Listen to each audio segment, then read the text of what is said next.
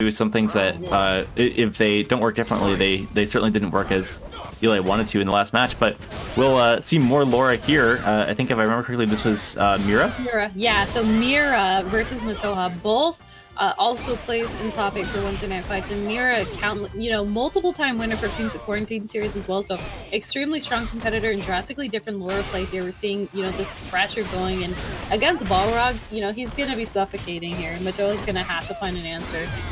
Yeah, I think a nice jab out, sort of keeping mid screen, but nice. Mira using V-shift to sort of start that pressure back over and say, like, it's still my turn.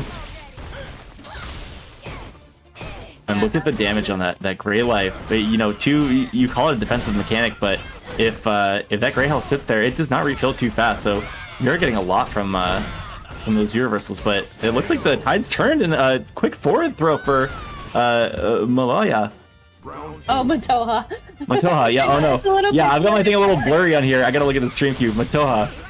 Yeah, it's a little blurry for us, so we have to reference the other stream just to get a clear view. But regardless, great round there for Mataoja. The double command grab and the throw to close things out, but it's gonna have to keep this momentum going. It's looking kind of difficult. Oh yeah, and right there, Mira with the down back after the V-shift came out, didn't want to deal with whatever the follow-up was, but Mataoja finding the throw, these mind games are going to be a little bit more elaborate. Gray health goes off and a big wheel kick from mid-screen. That thing has such a huge arc. It'll hit you from a mile away. It's like coming from like Texas to California. It covers that whole... Yeah, it covers a time zone. Pretty much. Nice, armors through. Good confirms coming out from Mira. Yeah, nice check there on the overhead. And we're active on that V skill. Burn it early, you get a lot of chip damage from that. A little bit of pressure, but pressure back in Mira's favor. And nice elbow. Again, these little hits, we were talking about big, bombastic momentum, but Mira's getting a lot from these small confirms. Yeah, and the interesting thing too is, Laura can sometimes rely on that V-trigger activation to really get her game plan started, but in this case, Mira, using that V-shift, actually in an advantage, but activation time here from Mataoja. Oh my god, jabs out. Oh man. The famous 2-frame jab. It's ridiculous. Yeah. Don't look it up. It's even if it doesn't say 2 frames. You can't believe the data. Nope. Because that was looking pretty short to me. Less than 3, that's for sure. But yeah, Mataoja with like the first game there, finding those bits and pieces of damage necessary to close out those rounds. Yeah, but he's gonna have to keep this momentum going. And Mira definitely came back from worse situations, so we're gonna have to see if she can maintain this or try to bring back the momentum. Looked like a couple elbows trying to throw there. I don't know if it's misinput, but finally lands it. Alright, it's party time. Oh no, gets stuffed. Mataoja seems really comfortable swinging on some of those wake-up situations, which that level of confidence is really important in a matchup like this, where it feels like you should be blocking, and that's how you get grabbed. But I think if Mira can find some checks on those, the damage is going to rack up really quick. Oh yeah, wow, amazing command throw. That's such a tough situation with that thunderclap coming. Yeah, that is the greatest, that is a key setup there is, baiting out any sort of movement, or really just forcing your opponent to block with the thunderclap coming, and then just going in with the grab. Because you're jabs. The stack, or it's a catch-22. Those jabs in the corner, V-shift, not going to be able to deal with those light buttons. And Mira looking really good in this round, gonna close it out. Near perfect. Yeah, evening things up. And again, Laura is the ultimate catch-22. She puts you in those situations where you're left kind of guessing whether you're going to get command grabbed or hit with the low or even hit with the overhead.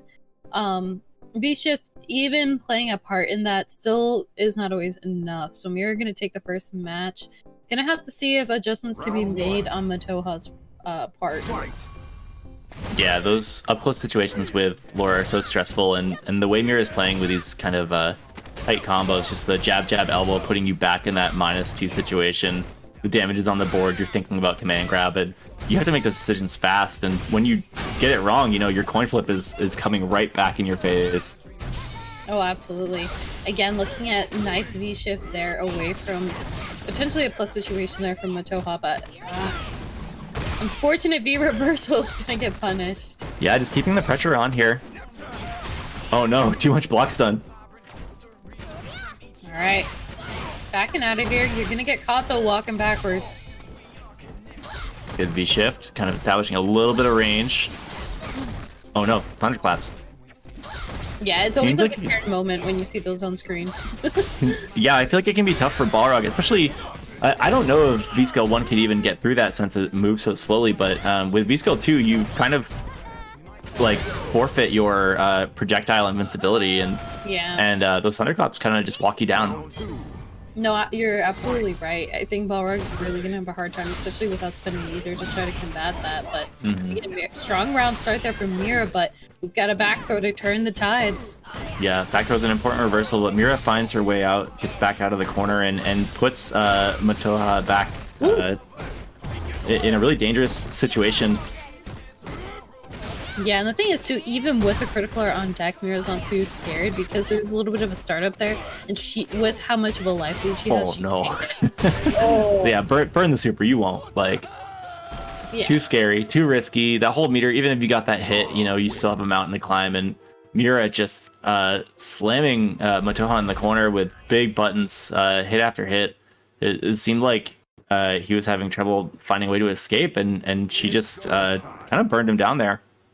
Yeah, I think Mira really locked him down, especially at the end. You know, the first match seemed to be a little bit of a difficult climb, but once she got everything downloaded, it was over and done in her mind. And she really pulled through. And the thing I want to say is Mira versus Eli, because obviously they train together very often. You know, they live together as well.